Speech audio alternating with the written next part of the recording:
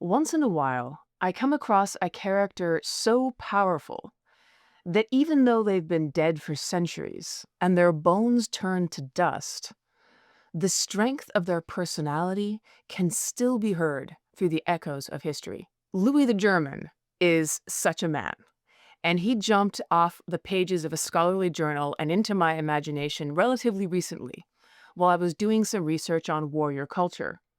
And he showed up because he was very self-consciously a warrior before all else. He was a king whose first priority was being a soldier, and very self-consciously so. He was known for leading by example in his physical toughness and his preference for well-made swords rather than gold coins.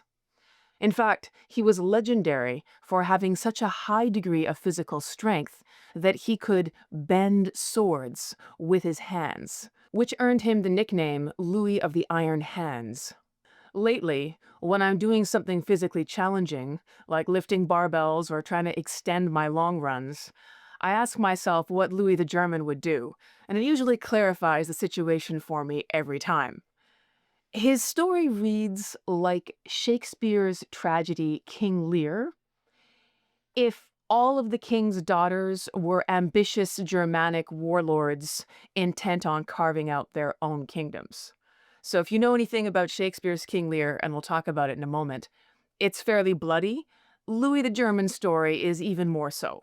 Louis the German was the grandson of somebody you probably have heard of, and that man is Charlemagne, sometimes called Charles the Great or Carolus Magnus, the first one to wear the title of Holy Roman Emperor. Louis, like Charlemagne, was a Frankish warrior. His contemporaries would have pronounced his name something closer to Ludovic, and he didn't know he was German any more than ancient Etruscans knew they were Italian. Historians have called him Louis the German because he unified under one rule a collection of lands that would later become the foundation for modern Germany.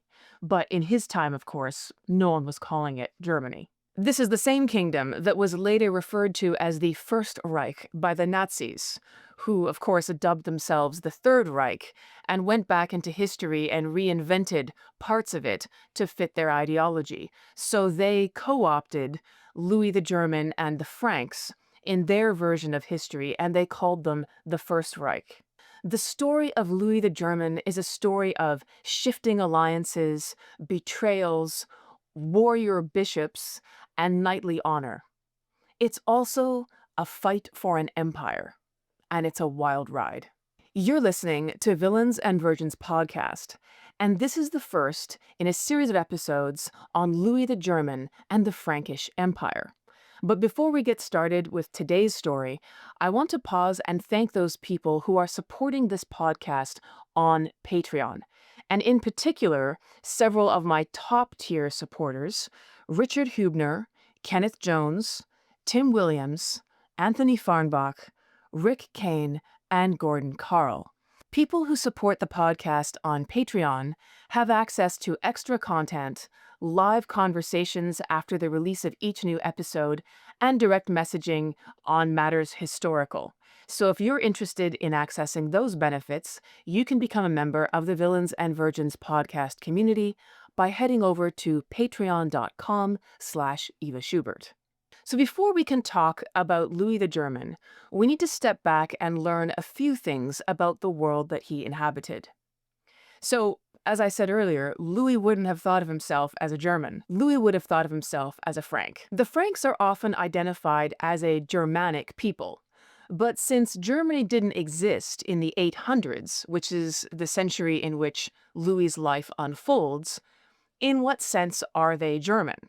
During the period of the Roman Empire, the Romans referred to barbarians who lived east of the Rhine and north of the Danube as Germanic. And this is because the Romans called that area geographically Germania. But these barbarians were actually a collection of smaller tribes and peoples who began to carve out their own territories as Roman power waned. And the western half of the Roman Empire, the part that was centered in Italy and goes up into Europe, collapsed much more quickly. So the ability of the western half of the Roman Empire to secure its borders declined.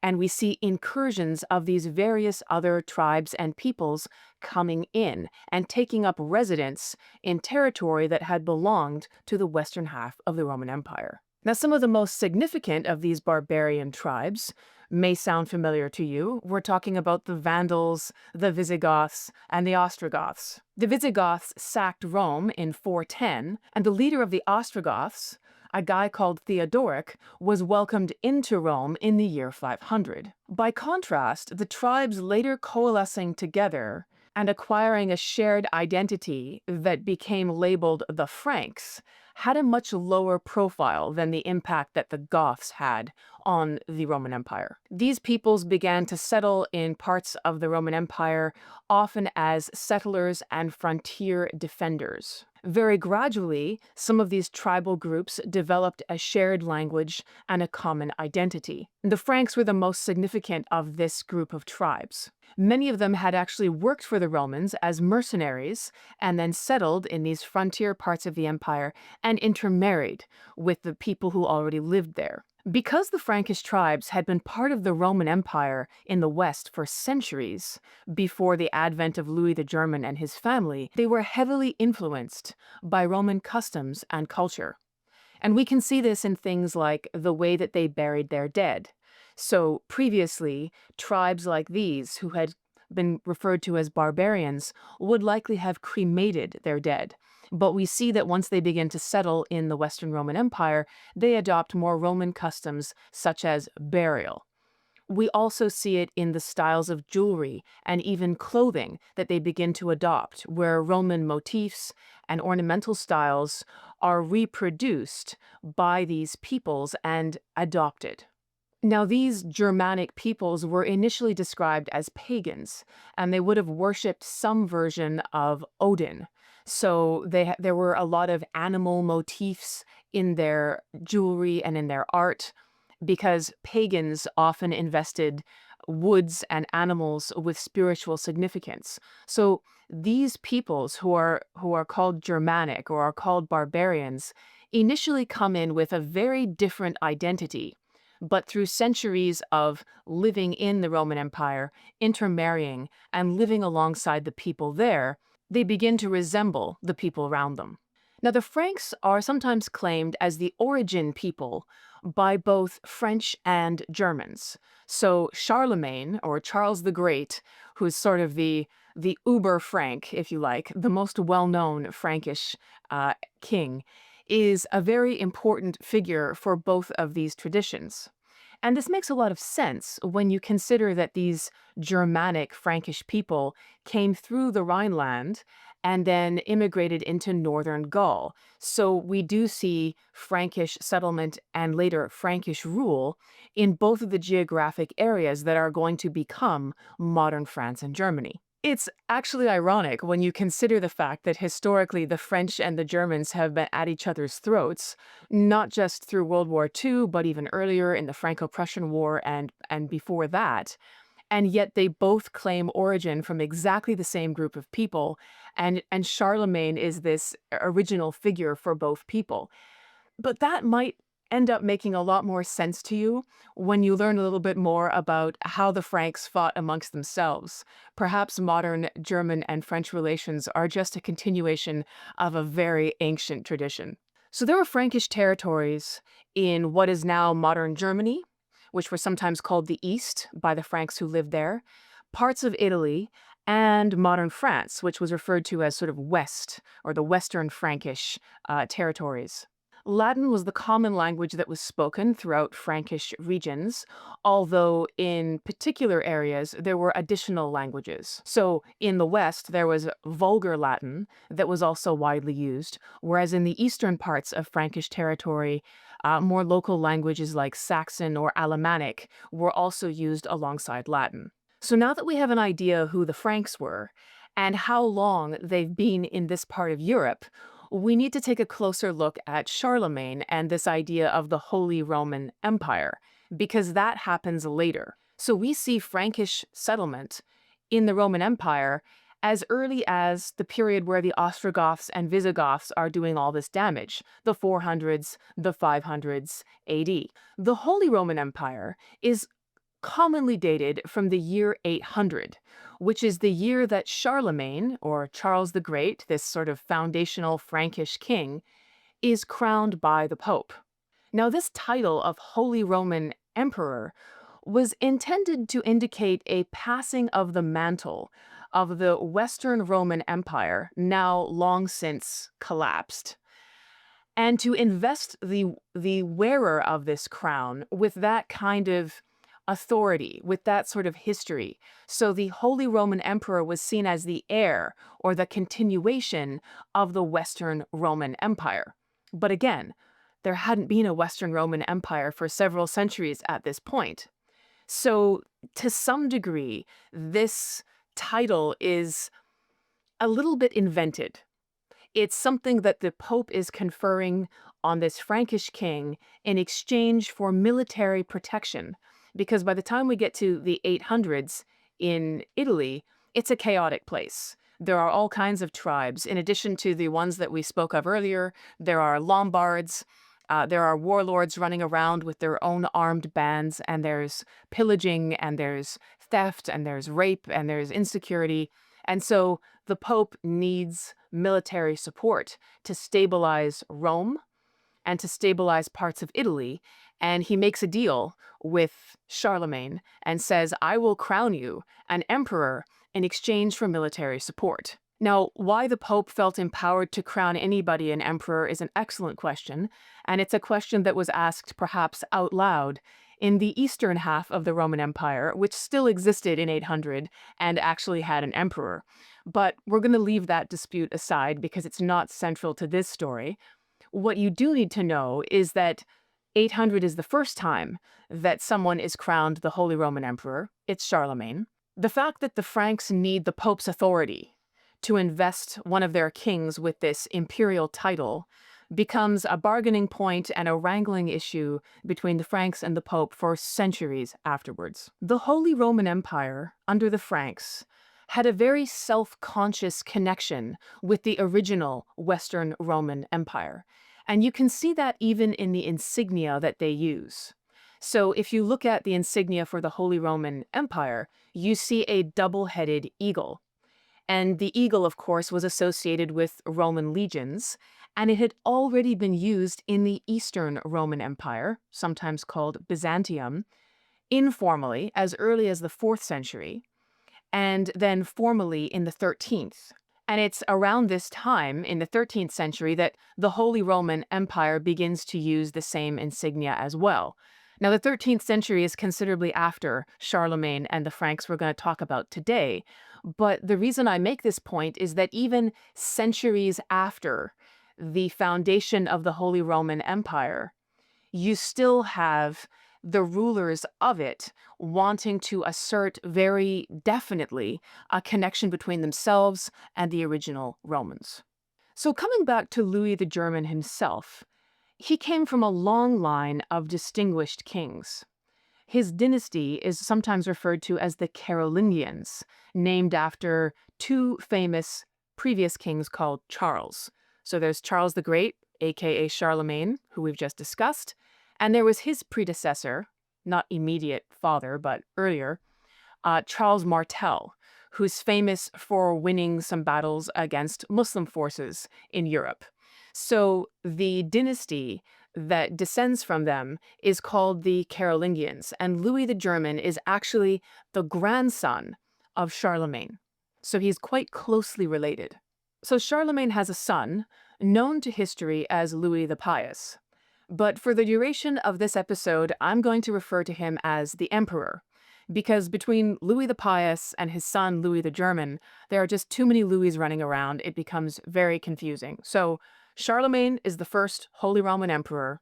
His son, Louis the Pious, becomes the next emperor. And he, Louis the Pious, has three sons. The oldest is Lothar, the middle son is Pippin, and the youngest is Louis the German. Now, there's quite a significant age spread amongst the brothers.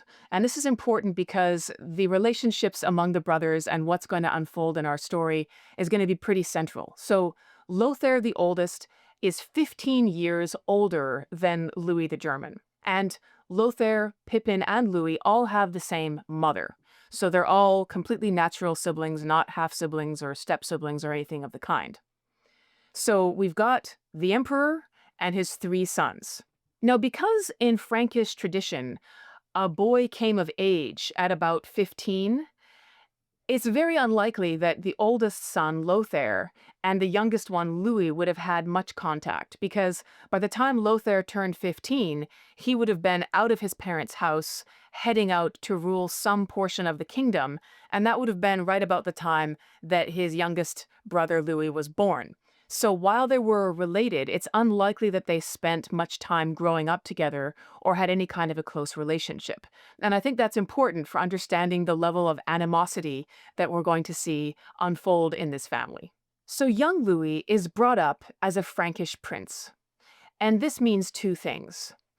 First of all, it means he's brought up as a Christian because the Franks, who were originally pagans, had begun converting en masse to Christianity in the 6th century under an earlier Frankish king, Clovis I. So Christianity was now an official part of Frankish identity, and it would certainly have been a major component of the education of a prince. Also, because we're looking at the early 800s, Louis would have learned the subjects that were common to educated men of his day. And this would include the trivium. This is the Latin term usually referring to grammar, rhetoric, and logic. And then he would have learned the quadrivium, which is another 4 subjects standardly taught, which are geometry, math, music, and astronomy. Louis spoke Frankish, which was an early predecessor of the language we now know as German. He also spoke Romance, which is another origin language no longer used, but he would have learned it growing up in Aquitaine, which is part of modern France, and it was the area where he was born. And of course, he spoke Latin because that was the language of his education and his tutoring. By some accounts, Louis the German even dreamed in Latin, so this was a sign that he was completely comfortable and totally fluent with Latin. It wasn't just the language of his subjects in the classroom. Now, Louis's relationship with religion seems to have been an intense and deeply personal one. We don't get the indication that it was just another subject that he had to learn alongside math and astronomy because it was being taught to him. There are many stories about his youth that indicate that he had a strong attachment to the religious principles he was brought up with. Now, of course, there are sources that will want to emphasize the piety of a prince, so we have to be careful. But what we do know, without a doubt, was the books that he owned. And these have a strong religious inflection to them. So there's a book that is now referred to as the Ludwig Psalter. So it's the psalm book belonging to Ludwig, or Louis the German. And this was a book that he would have used on a daily basis for his personal devotions. He also had a copy of a book called On the Holy Spirit by St. Ambrose. So this was a book in his personal collection. And in order to understand the significance of this, you have to remember that in the 800s, books were not at all in wide circulation. They were hand-copied manuscripts onto parchment or vellum. So every one of them was the painstaking production of hundreds of hours, and they were expensive and one of a kind. So for Louis to have these two in his possession would be a strong indication of his preferences and interests. We also know that Louis was heavily influenced by a man called Abbot Rabanne. And this guy was one of Louis's father's, the emperor's, closest advisors, and very instrumental in spreading Benedictine monasticism in the Frankish Empire. So the abbot was very important in the Frankish imperial court, but he also had a high degree of contact with young Louis as he grew up. The abbot filled young Louis's mind with messages like this, that he should abstain from pleasures so that he could attain the distinction of manhood, quote unquote. Now, this asceticism, this emphasis on living in a very Spartan, uncomfortable way, isn't distinct to Christian monasticism, by the way. I mean, of course, the Abbot Rabanne was speaking very much from a Christian monastic tradition when he said this to Louis, but it wasn't a language that would have seemed strange or unfamiliar. So the Greeks in the Eastern Roman Empire, or the Byzantine Empire, depending on which history book you're reading, were often mocked by the Franks for being soft and effeminate. And this was because they observed these Eastern Roman men wearing luxurious fabrics like silk and using perfume. And to Northern warriors, this was a sign that you had completely lost it as a man and a warrior, that you were now someone who could have conversation in the court, but couldn't really wield a sword in any menacing way. So while Abbot Rabanne is speaking this language of asceticism from a Christian monastic perspective, it wouldn't have seemed bizarre at all to Frankish cultures and traditions. The idea that seeking pleasures or comfort makes a man soft is something that is actually found in quite a number of warrior traditions, not just the Frankish one. However, while the idea of asceticism and discomfort was something that the Frankish warriors and the monks agreed on, there were other ideas that didn't connect quite so well. For example, there's a natural tension between the humble, non-violent ideals that we associate with Jesus and the drive for ambition and conquest and personal glory, which was innate in Frankish warrior culture. And so young Louis is exposed to both of these things. He's exposed to Christian traditions of piety and humility, but he's also expected to be a Frankish warrior and a prince worthy of his grandfather Charlemagne. And these two things didn't always go in the same direction. So a good part of the education of young Louis was to prepare him for his role as a Frankish warrior. And this meant that in addition to the time he spent with Abbot Rabanne and his psalter and the trivium and quadrivium of subjects, he also had to spend many hours a day in hard physical training. Now, we can get a much clearer picture of what exactly this training looked like if we take a look at one of the manuals that they used as a guidebook in the Frankish court at this time. So there was an abridgment of an original Roman training manual, originally by a Roman author named Vegetius, and it was called On the Military Sciences. And the person who had translated and abridged it for contemporary use was none other than the Abbot Rabanne we just met, the same one who was busy telling young Louis that he needed to abstain from pleasures to learn how to be a real man. The manual required boys to become skilled fighters on horseback. And the goal was for a boy to be able to jump onto his horse from all directions in full battle gear, meaning wearing his armor, with his sword unsheathed. So if this is the goal, you can imagine how many hours were spent of young boys trying to jump onto this horse, waving wooden swords around, and how many times they would have failed. I mean, horses don't necessarily stand still. You're jumping from different directions. You're carrying weight. It's ungainly. I can only imagine what training in the yard must have looked like in these courts, but surely it was a messy business. We can get a flavor of this training if we look at a page from the manual itself, and I quote, "Today, boys and adolescents are raised in households of princes so that they learn to endure harsh and adverse conditions and suffer hunger, cold, and the heat of the sun.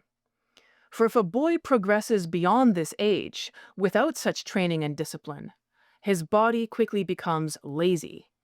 Thus, the well-known popular saying, 'By puberty one can become a mounted soldier, but rarely, if ever, at an older age.' This is because a person maintains the discipline learned at an early age, since it seems natural while growing up amid the other enjoyments and pleasures of those years. It is better that a trained adolescent never reach the age of fighting than live beyond it without such training." Unquote. Now think about that last line for a minute. What Vegetius is saying here is that it's better for a boy to die before reaching adolescence than to reach that age and fail to have developed these military skills that he's trying to teach you. Better to die before you hit puberty than to fail in your warrior training or not to have access to it at all. So, this is an original Roman training manual, but it's been translated and is being used as the textbook for the training of young Franks, including Louis the German. So, they're actually taking literally pages out of the Roman training manual and they're modeling themselves on these ideals. One wonders how many injuries were sustained as 10-year-old Frankish boys were desperately trying to leap onto horses while waving their wooden swords. How many times they missed or landed on the horse and fell off and fractured their forearms, bruised themselves, cut themselves open. I mean, it had to be an extremely regular occurrence. And you get the idea that Vegetius and Abbot Raban, his modern translator, would have approved because they were training these boys for a life of battle. This was what Frankish warriors did. They rode out on horses with their weapons and they took land. This is a violent pursuit. This is a warrior profession. And so getting knocked around and getting injured and experiencing pain and getting back up and moving on with the project was exactly what they had to learn to do. And training began at a very early age. Young Louis also learned about the demands of his future career by watching his father, the emperor, deal with rebellions on the marches or frontiers of the territory. So these rebellions were fairly common. They were always popping up somewhere, and sometimes they meant years of war, and sometimes it was a very quick response that would crush an uprising and pacify the people who had dared to withhold tribute or to set themselves up as rulers in their own land. So occasionally it was open warfare, but far more commonly it looked like Frankish troops chasing rebels into the hills and engaging in guerrilla battles, running skirmishes. So the rebels who knew their own landscape much better would be hiding and sort of running out for quick hit-and-run raids or fights, and the Franks doing something that they called harrying the countryside. You might have heard the same word used if you studied English history in the Middle Ages, and you heard about the harrying of the North. So to harry a countryside basically meant that the hostile army would go through and they would burn farms and crops and fields, and in this way they would cut off the food supplies of their enemies. So they're basically assuring them starvation months down the road when the places where they would normally expect to eat from had been destroyed. And this tactic would usually force rebels into some kind of negotiation. So they would come out of the hills, they would have to meet the Franks, and they would have to make an agreement. And typically it was a treaty which worked out how much tribute was due and to whom. And very often hostages were handed over as assurances of good behavior. So if rebels were required to hand over hostages to the Franks, for example, these had to be high-value people. You couldn't just hand over, a bunch of your serfs or farmers and say, here, take these people. The whole point of a hostage was that they were a high-profile individual, somebody that the people who handed them over valued. And so if the Franks were going to extract hostages from rebels, you typically wanted people from the royal family or very closely connected, people from the ruling class, people who had status.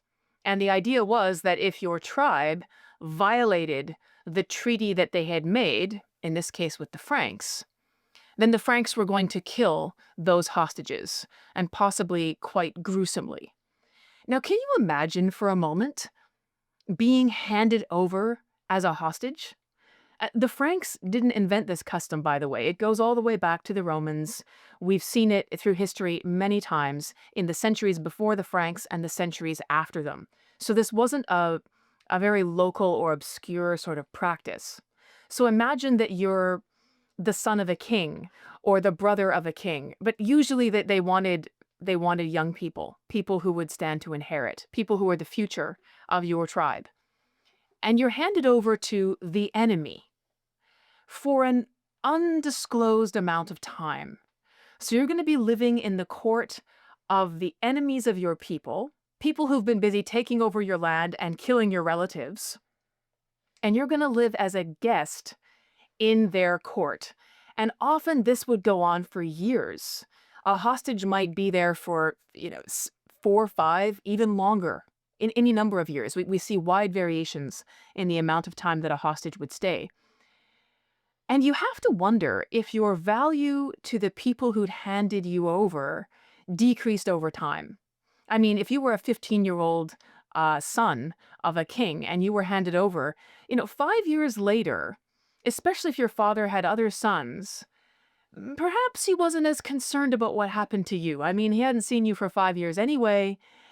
Your assurance of personal safety might decline the longer that you were away from your people and resident in the court of your enemies. And it wasn't always that way. I mean, sometimes people were handed back over and everything was fine. But the life of a hostage, a treaty hostage, is a whole nother issue, which must have been terrifying for the people who lived that, but also a fascinating thing to study in its own right. So whether it was the taking of hostages, who then came and lived at the imperial court, or the harrying of the countryside, or open battles, young Louis the German got a front row seat to the methods that were required for the Franks to retain control of their territory. And these methods were extremely violent. So Louis the German's father, the emperor, intended to divide the Frankish Empire amongst his 3 sons. And this was a Frankish tradition. I mean, it was expected.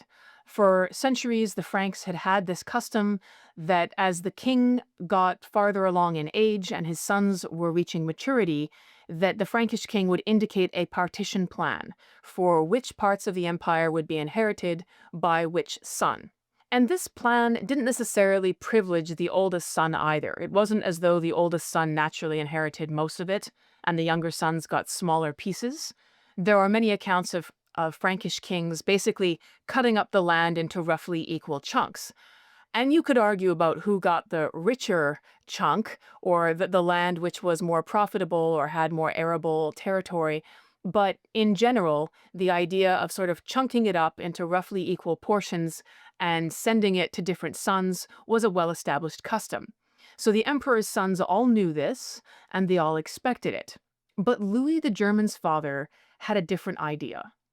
He knew that he had to divide the empire, but he didn't necessarily want to divide it into roughly equal chunks. Now, he should have known that this was going to be a hotly contested issue even to start with. And he should have known because the Franks, who had this partition custom, had an equally well-established custom of killing each other over their land inheritances.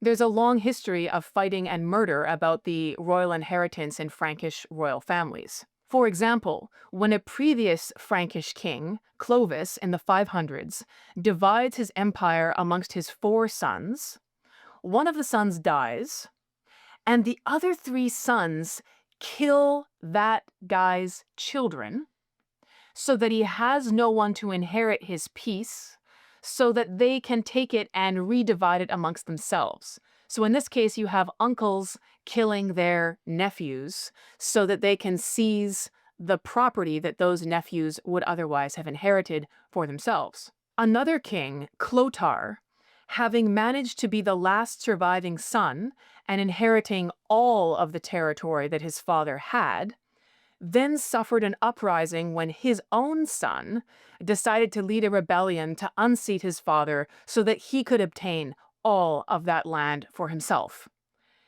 And Clotaire successfully puts down his son's rebellion, but it's what he does next that is so bone-chilling. So Clotaire the Frank takes his rebellious son and his son's wife and children and rest of the family members that are attached to his son. He puts them into a hut, locks the door, and burns them alive. So here you have a Frankish king butchering his own son and his own grandchildren so that he can retain control of his kingdom. So with these kinds of examples in Frankish history, Louis the German's father really should have known that this was going to be an extremely delicate business, and it was very probably going to be contested and had a high chance of leading to rebellions and murder. And with all that said, the way he goes about handling this it becomes more and more puzzling. To go back to the Shakespeare's King Lear example for a moment. In the play King Lear, you have an aging king who's going to partition his kingdom amongst his three daughters in the Shakespeare play. And so the three daughters are Goneril, Regan, and Cordelia. Goneril and Regan are the older two, Cordelia is the youngest. And King Lear says to them, "Your inheritance will depend on how much you love me." So he wants these formal attestations of love and loyalty from his daughters, and he's going to assign them land based on what they say. This is obviously a recipe for flattery and disaster, but this is why it's a Shakespearean tragedy. So in the play, Goneril, the first daughter, comes out and she makes this very flowery statement about her love for her father. She gets land. Regan comes out, does the same thing in public in front of the courtiers. She gets land. Cordelia, the youngest daughter, says, "This is a fake game. I can't put my love for my father into flowery words. I'm not going to say this. I'm not going to play the game." And her father basically says, "Well, nothing comes from nothing. You're not going to say anything. You're not going to get any land. If you don't say anything, I guess you don't love me."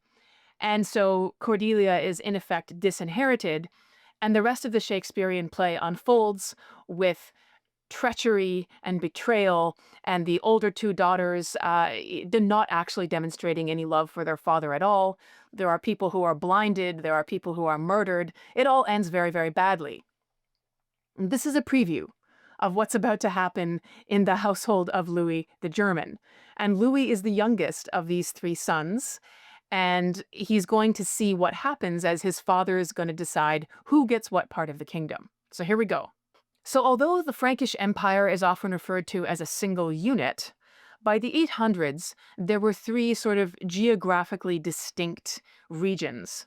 And they are at the time called Neustria, which was northern Gaul to the Romans, part of France, basically.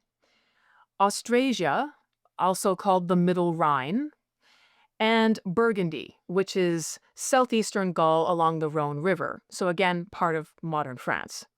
And if you look at a map of the Frankish Empire in the mid-800s, it covers almost all of modern France, Germany, Austria, and even parts of northern Italy, all the way into Tuscany.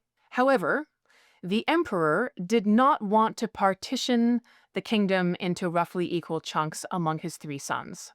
And the idea was the title of Holy Roman Emperor was very recent.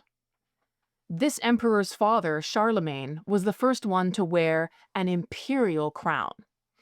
And so his son, Louis the Pious, father of Louis the German, the current emperor, is only the second one to wear this title. And so his thought was, well, I don't want to just chunk up the empire like Frankish kings have always done, because I am an emperor, not a king. And so what is fitting for an emperor? What kind of an emperor doesn't have control of most of the empire? So he decided that he was going to give the oldest son, Lothar, the title of emperor. So while the father was still alive, the oldest son, Lothair, is going to be named co-emperor, which is a time-honored ancient Roman tradition, as you may know. So there are two emperors, and then when the father dies, Lothair becomes the sole emperor of the Holy Roman Empire. The two younger sons, Pippin and Louis, are going to inherit land, but it's going to be much smaller chunks of land, smaller little kingdoms that they will be the kings of, but under their older brother, who is the emperor of the Holy Roman Empire. This was the plan. And so the emperor announces this plan in the year 817. Now, while the emperor's partition plan made a certain degree of sense from the perspective of differentiating the imperial title from just kings, it really made Pippin of Aquitaine, the middle son, and Louis the German quite indignant, because it flew in the face of long-established Frankish traditions. They had expected to inherit much larger chunks of land, much more significant kingdoms, and their father was now assigning them a miserably small piece by their estimation. And the Franks had this conception they called dignitas. And historian Eric Goldberg describes this concept as, quote, a social measurement of a man's nobility, courage, wisdom, and ultimately power. So the problem here was that Pippin and Louis the German felt that the land they'd been assigned was not in keeping with their dignitas, that it was a downgrade, that it was a demotion, and therefore an insult to their honor and basically a public shaming, because the lands they're being assigned are not in keeping with the status that they've worked hard to attain. In fact, they are declining in status. It is an assault to their dignitas. And that was not going to go over very well. And this shouldn't have been surprising. I mean, Louis and Pippin had been trained all of their lives to guard their dignitas and to have a sense of their own ambition and glory and standing. And now to watch their older brother get the lion's share while they themselves get these, comparatively tiny kingdoms, it shouldn't have surprised anybody that this would have engendered hostility. And this hostility wasn't restricted just to Pippin and Louis the German. In fact, it created an immediate rebellion within another part of the family. So there was immediate resistance from the emperor's nephew, a guy named Bernard, who had ruled the region of Aquitaine within the Frankish Empire as a king since 810. And by this 817 partition plan, he was effectively going to be dethroned because Lothair, the new co-emperor, was going to be ruling Aquitaine and a large chunk of the lands around it. So this Bernard was even going to lose his status as a king. So obviously he was very upset about this plan. Within months, Bernard had organized a rebellion, and it was defeated by his uncle, the emperor, who used force to reassert his control and his 817 partition plan. Bernard was actually blinded under the orders of his uncle, the emperor, to ensure that there could be no further rebellion that he would have any capacity to lead. And no doubt the fate of their cousin was noted by Louis the German and Pippin when they looked at what their father was willing to do to Bernard, who resisted the partition plan. That had to have had a strong effect on how they were processing what they were going to do about this strategy. So Louis the German is assigned the region of the empire known as Bavaria in the 817 partition plan. But to complicate matters further, in 818, Louis's mother, the empress, dies. As a result, Louis's father, the emperor, takes another wife. Her name is Judith. And to make matters even more complex, she produces a son in 823. Now, this really made a mess of things, because the emperor had already publicly made this 817 partition plan in which all the land of the Frankish Empire was accounted for by being divided amongst his three sons. But now, only 6 years later, he has another son, a fourth son, who's not accounted for in this plan. So that means things are going to have to be revised. Louis the German comes of age 2 years later, in 825, at the age of 15.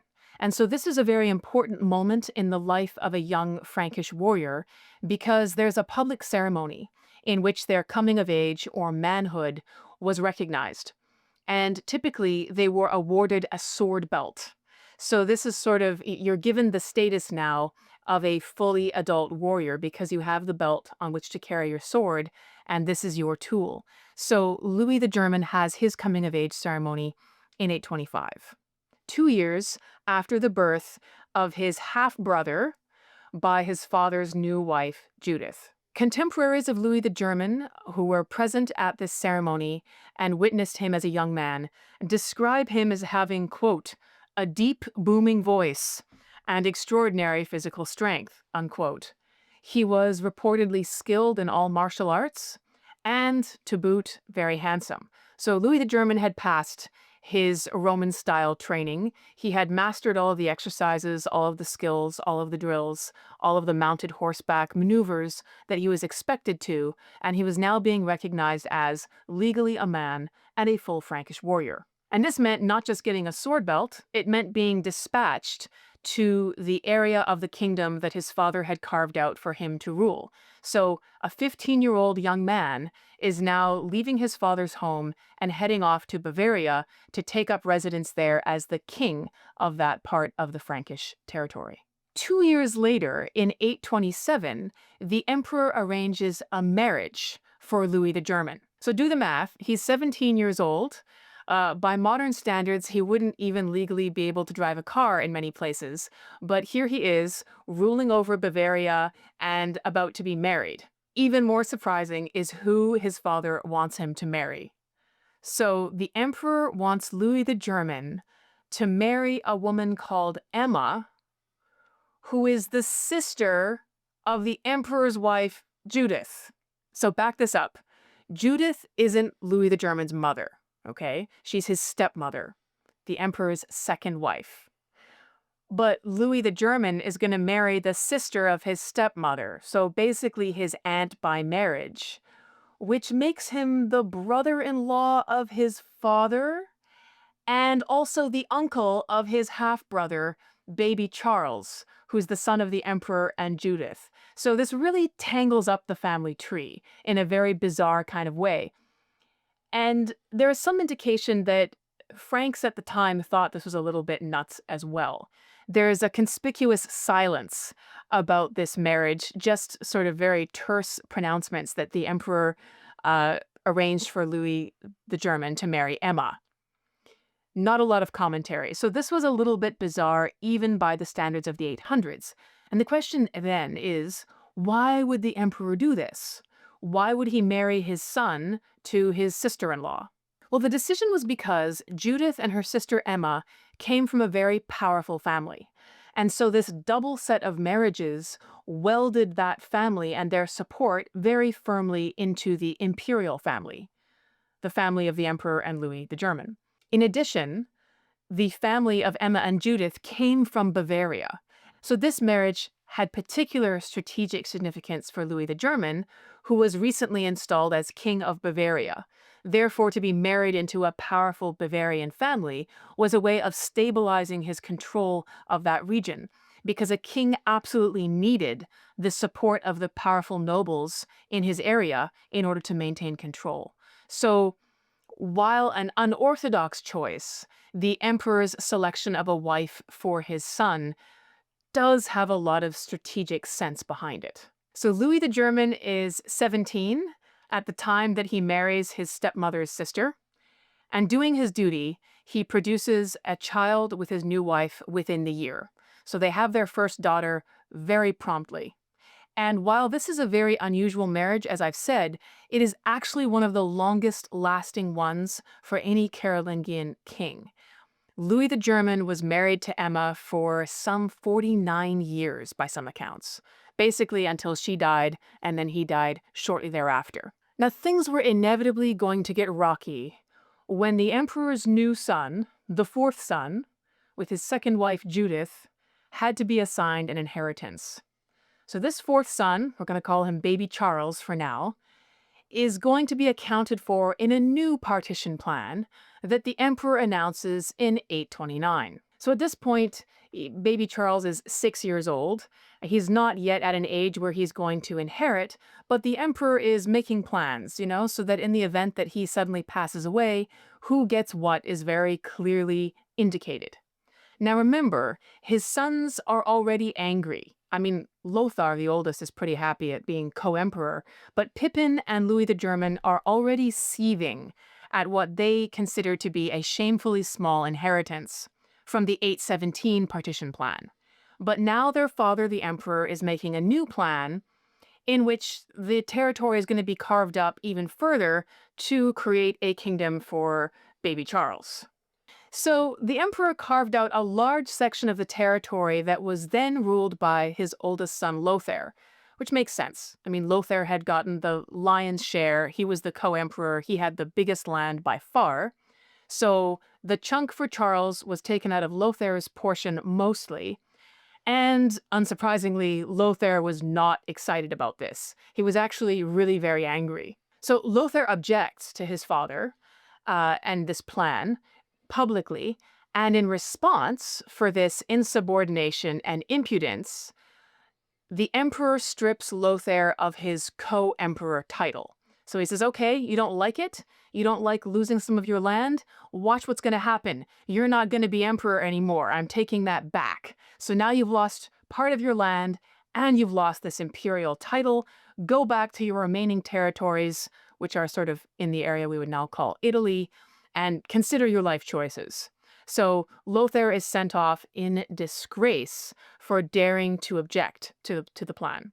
The emperor called these nobles, all of his nobles, to participate in a very unpopular military campaign in the following year, 830. So this is some months later, essentially. All of these nobles are being called up, and it's demanded that they furnish the soldiers that they're required to with their feudal obligations, lead their troops into the field, and follow the emperor on this very unpopular military adventure.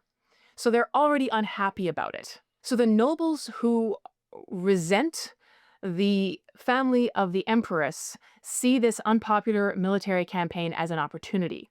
So what they do is they start talking to other nobles in the army while they're on the march. So the emperor is actually traveling ahead of the bulk of his army. He's not camping with them, so he's gone on in advance, which leaves these dissatisfied nobles to sort of canvass their fellows and try to get more of them to support their cause. So the army at this point is gathered in Paris in 830, and these unhappy nobles are so successful in gathering support for saying, you know, this emperor is really very unreasonable, and his wife, the empress, and her family are very dangerous, and look at this, you know, he's got us marching off on this ridiculous military campaign.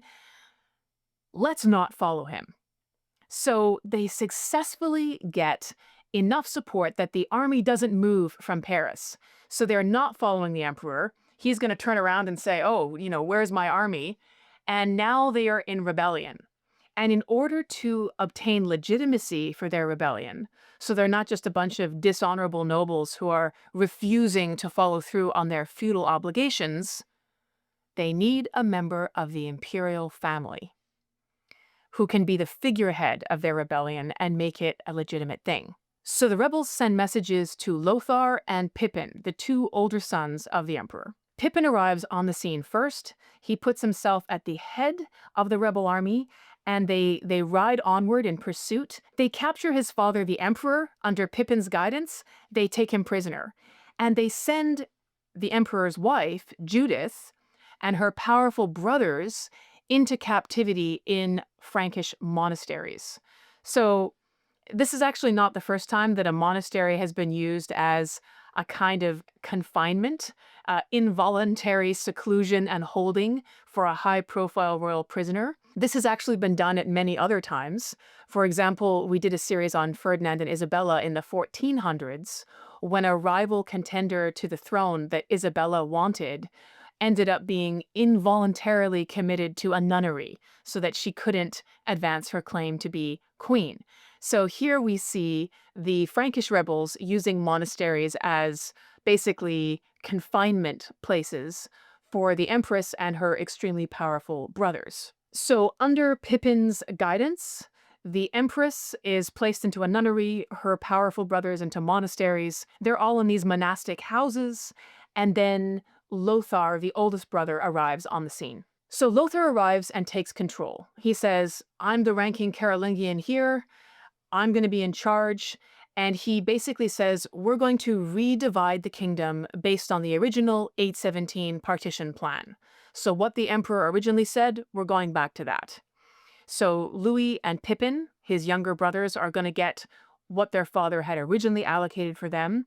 And Lothar awards himself once again the title of emperor, which he lost recently. So he's reinstated himself. And then he takes custody of his father and his little brother Charles. And he says, okay, These prisoners are in my keeping. Off everyone goes back to their separate kingdoms. So Lothair is now the sole emperor. The rebellion has been successful, and Lothair's father is basically a prisoner in the keeping of his oldest son. So where was Louis the German in all this? His interests were unclear. While his father, the emperor, had been in control, Louis the German's lands had shrunk even a little bit more to accommodate for the amount that was going to be assigned to baby Charles. But under the 817 partition plan that his oldest brother Lothair had now reinstated, he had his original kingdom, which was already too small and resented by him. So Louis the German hadn't really benefited very much from either his father the emperor's plan or his older brother Lothair's new regime.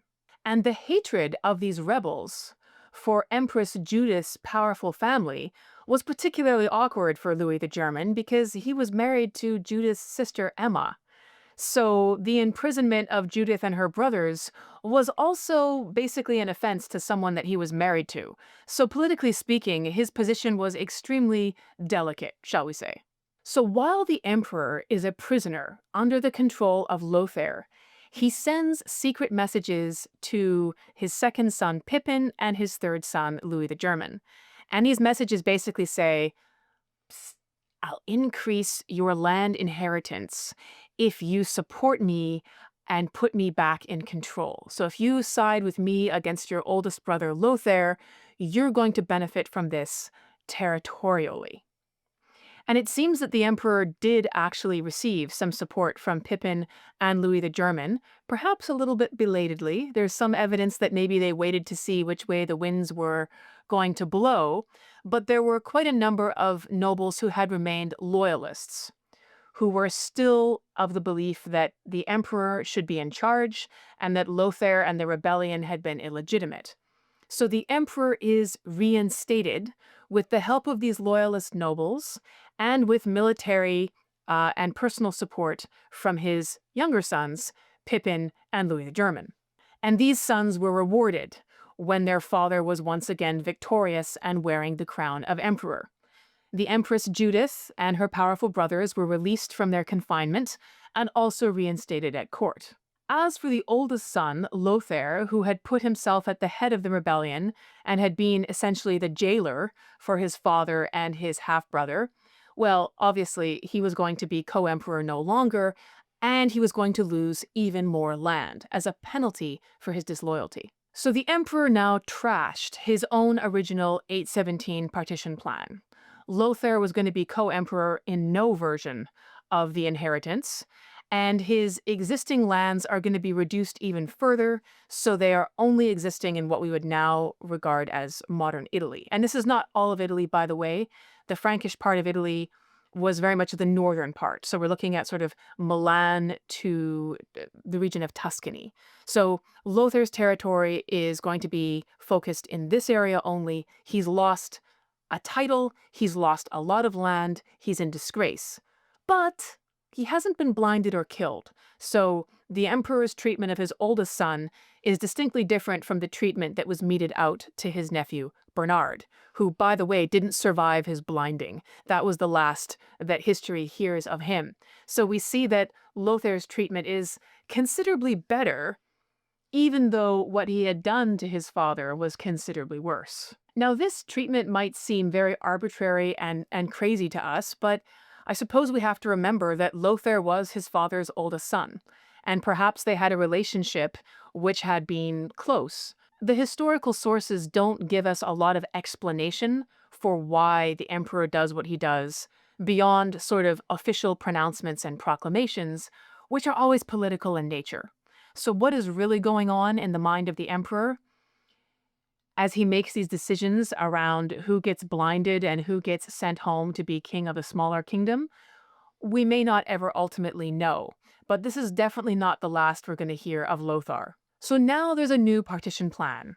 The emperor announces it in February of 831, in which most of the Frankish land is going to be redivided amongst Pippin, Louis the German, and baby Charles, who's not technically a baby at this point, but he's definitely still a boy. He's not reached puberty. So this is the new plan. In practice, Pippin and Louis the German only had their previous 817 territories for now. They didn't see an immediate expansion of the lands that they were actually collecting revenue from.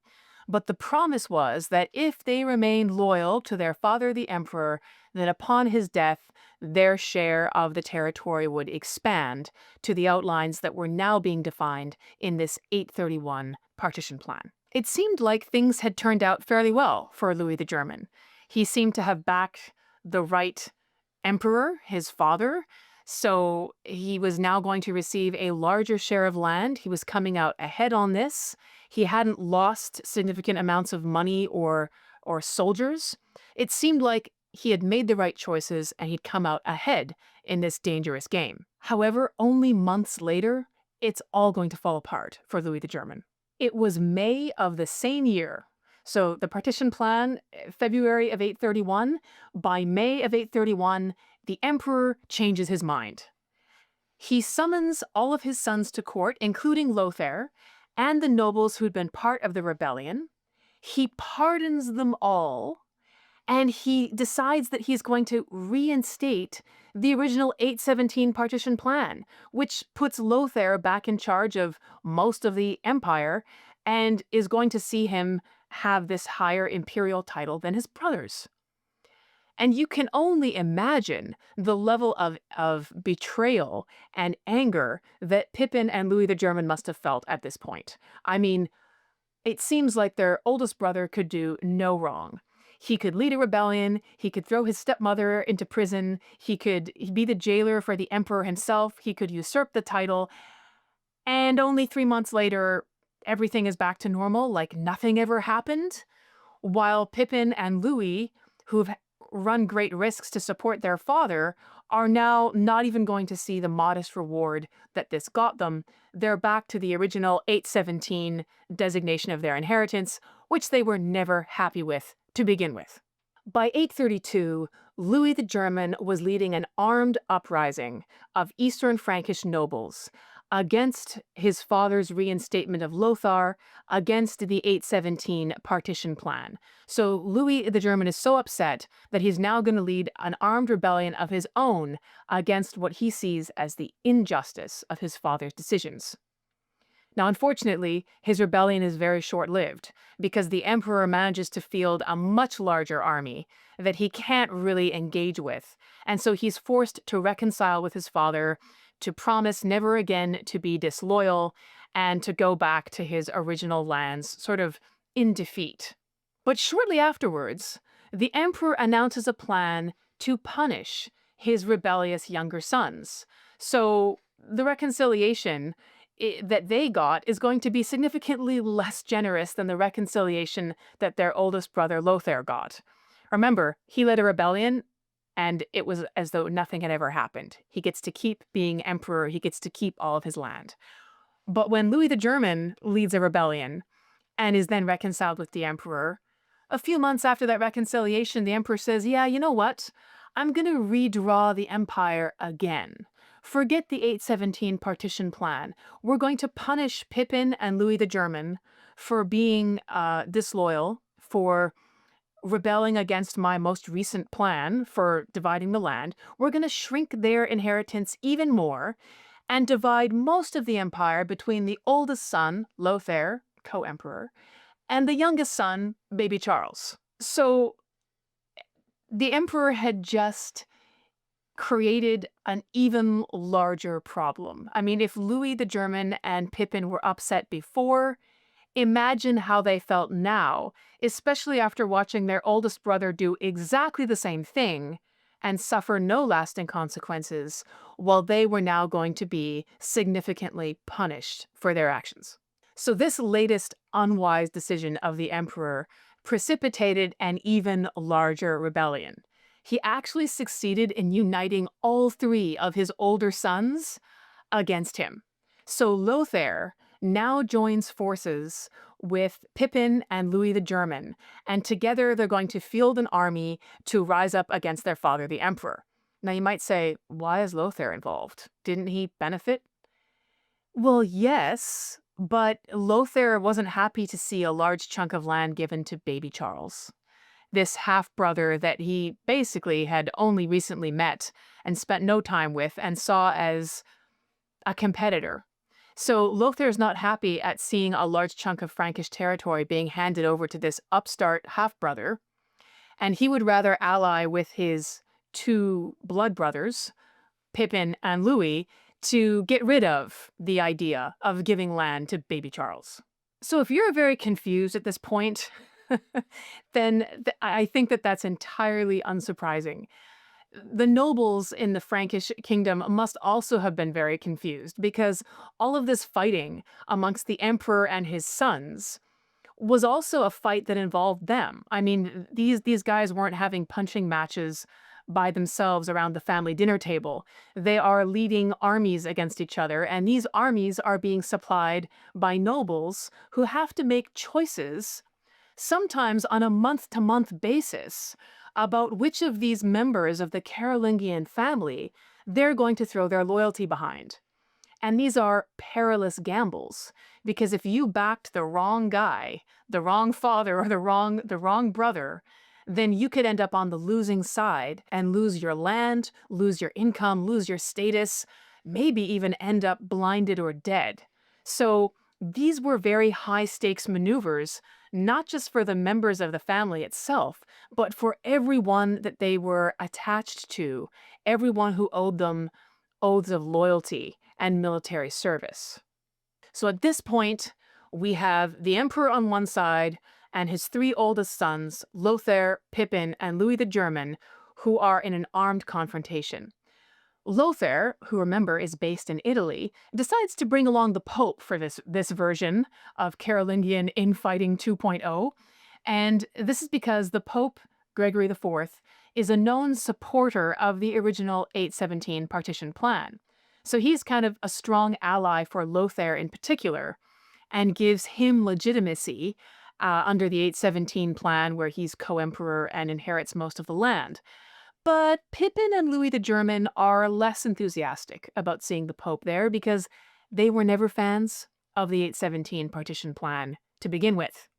So there are already differences in the interests amongst the brothers, even though they're momentarily united in their opposition to their father, and particularly their father's plans to give land to baby Charles, who by this point is in his early teens. Let's be honest. So this family feud that is ongoing is putting the Frankish nobility into crisis as well. I mean, ultimately, the emperor could dispose of all the land in these sort of large regions and allocations, but each of these nobles was dependent upon their local king, the Carolingian son that they had a direct relationship with. And they each had to gamble on who they thought was going to win the latest conflict, the emperor or the son in whose territory they lived, because backing the wrong guy could mean the loss of everything for them individually. In the end, most of the Frankish nobles sided with their own local kings, which was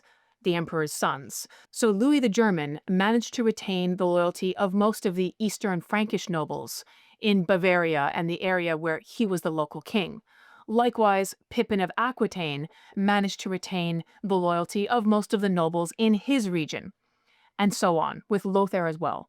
So the result was that the emperor was overpowered because most of the Frankish nobles were lining up with the son who governed their particular region, and all of these sons and nobles together were more powerful than the forces that the emperor could field under his own name. So once again, the emperor is forced to surrender, and he does this on June the 30th, 833. For a second time, he's taken prisoner, along with his young son Charles, by his oldest son Lothair. The three victorious sons, Lothair, Pippin, and Louis the German, now divide the empire amongst themselves. So this arrangement was not as good for Lothair as the 817 plan, in which he got most of the territory, but it was better for him than the most recent imperial plan, where baby Charles got a lot of the land that Lothair was now going to keep.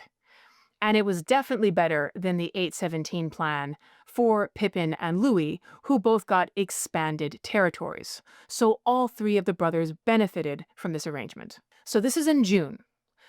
By October of the same year, 833, Lothair, the new emperor, decides that he wants to prevent the possibility of any future chapters of this family feud from breaking out. And to do this, he forces his father, the former emperor, now his prisoner, to undergo this humiliating public abdication ceremony where the original emperor says, I was a bad ruler, I made lots of terrible decisions, I'm formally relinquishing my crown here in public, and I'm going to go into seclusion as a penitent to repent of my sins. And so this abdication ceremony is intended to show that the emperor himself has set aside his original crown, and Lothair is now the only legitimate claimant to the imperial title. And then Lothair makes it clear, once he's done this maneuver, that he actually wants to revert to the original 817 partition plan, which he feels empowered to do because he's the emperor and Pippin and Louis the German are just kings. And so he feels that he has this increased power and status and the ability to enforce a larger share of the land to be reallocated to himself. Because Lothair thought that the 817 plan was the only legitimate one. His younger brothers, who had been his allies, didn't think so. So this division of their interests is now widening. And of course, Pippin and Louis the German feel betrayed when they see Lothair making these maneuvers. So the territorial interests of Pippin and Louis the German are now being sacrificed because of their older brother's imperial ambitions. In addition to these concerns, which are already fighting words for the Carolingian family, Louis the German also expresses anger formally at the conditions of imprisonment that their father is being kept in under Lothair's authority. So Louis the German thinks that the former emperor, their father, should be treated better than what Lothair is doing. And so he actually makes a formal protest. He sends messengers to his brother saying, the conditions under which you're keeping our father need to be improved.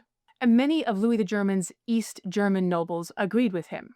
I mean, it was one thing to depose an emperor and take his crown, but it was another thing to humiliate him with an abdication ceremony and a complete relinquishment of his dignity and freedom. Now, only a few months later, in early 834, Louis the German, like a good Frankish warrior, decided that words were not enough, and this matter would have to be settled by force. He led his army at incredible speed into Lothair's territory. They covered nearly 400 miles. The actual figure is something like 380 miles, from Frankfurt to Paris in less than 3 weeks. So this was unannounced. It was astonishing speed. Louis is fielding a fully equipped army with horses and weapons and supply carts into Lothair's territory, and Lothair is totally unprepared. He doesn't have an army ready, he's not expecting this aggressive attack, and so he's forced to flee. And he leaves behind the emperor and young Charles, who are then rescued by Louis the German and his troops. The emperor, now reinstated, leads an army which is supported militarily, once again, by Louis the German and his brother Pippin, and this combined imperial army then marches out to face Lothair, who gathers his own forces and defeats him. So Louis the German has effectively carried off a coup. By speed and surprise, he's forced Lothair into flight, he's reinstated his father as the emperor, Lothair is disgraced, he's had to surrender, and now as the rescuer of his father and baby Charles, not so baby Charles, early teenage Charles, he positions himself as the loyal son. This action also provides greater authority for his ambition to expand his eastern kingdom. So Louis the German is hoping that once again, through this very high-stakes maneuver, he's going to be able to secure a larger share of the eastern Frankish territory for himself. Had Lothair stayed in power, he would never have agreed to Louis the German expanding his territory. In fact, he would have shrunk it down to the original 817 partition plan dimensions. So Louis the German is being a loyal son, but he's also advancing his own territorial interests at the same time. So Louis the German is rewarded for his loyalty. In 837, his father, the emperor, announces, wait for it, a new partition plan for the Frankish Empire. And on this version, most of the land is going to be divided between Louis the German and Charles, the youngest son.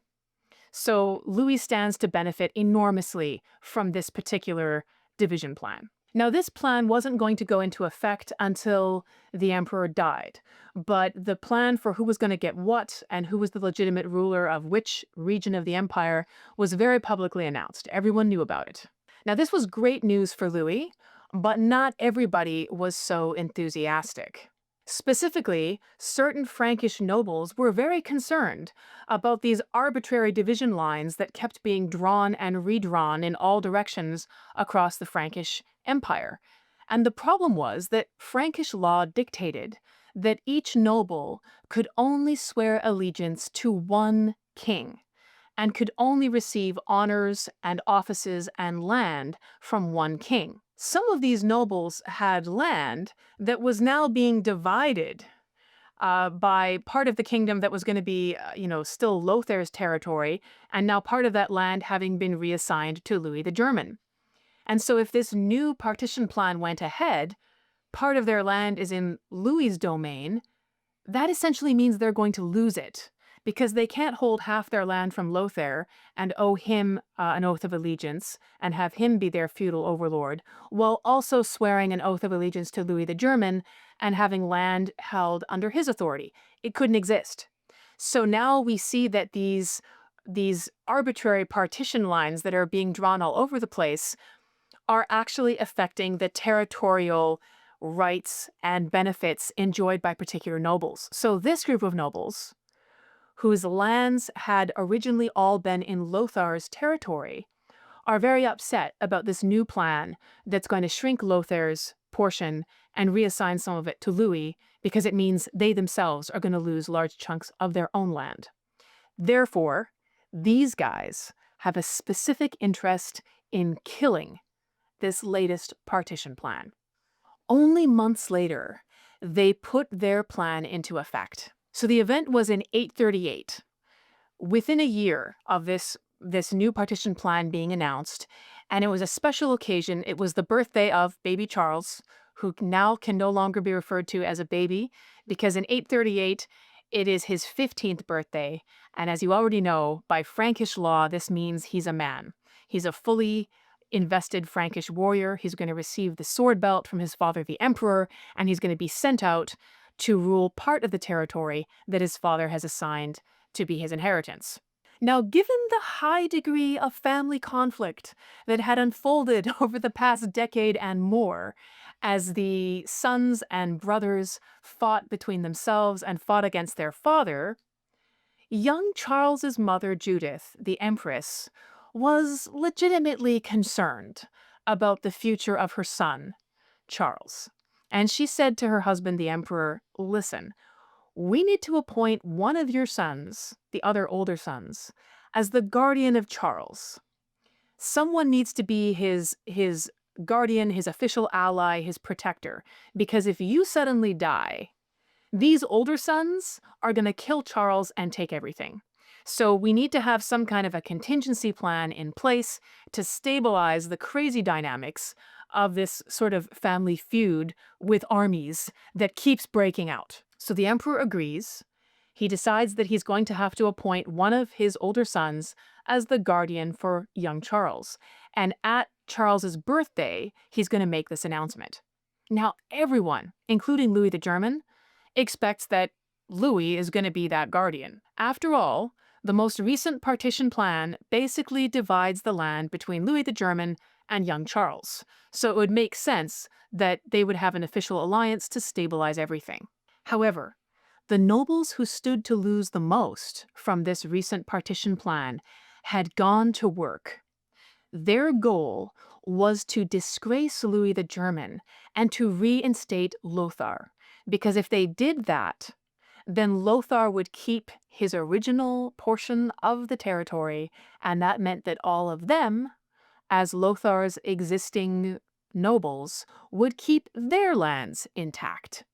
So what they did was, in the months leading up to this birthday of young Charles, they whispered poisonous things into the emperor's ear. They said, "Psst, your son Louis the German has recently gone to meet your oldest son Lothar. They've had some conversation between themselves. This must be because Louis the German is plotting to overthrow you. He's trying to conspire once again with his oldest brother Lothar and disinherit Charles and take over your throne." And so they whisper these words about Louis the German having treasonous intentions. While the sources I've read don't say so explicitly, Lothar must have participated in this plot. Because if Louis the German is trying to conspire with Lothar, we would need some word from Lothar to show that he wasn't participating in this plot. So perhaps these nobles positioned themselves as Lothar's messengers, the loyal oldest son, ratting out Louis the German with his treasonous intentions.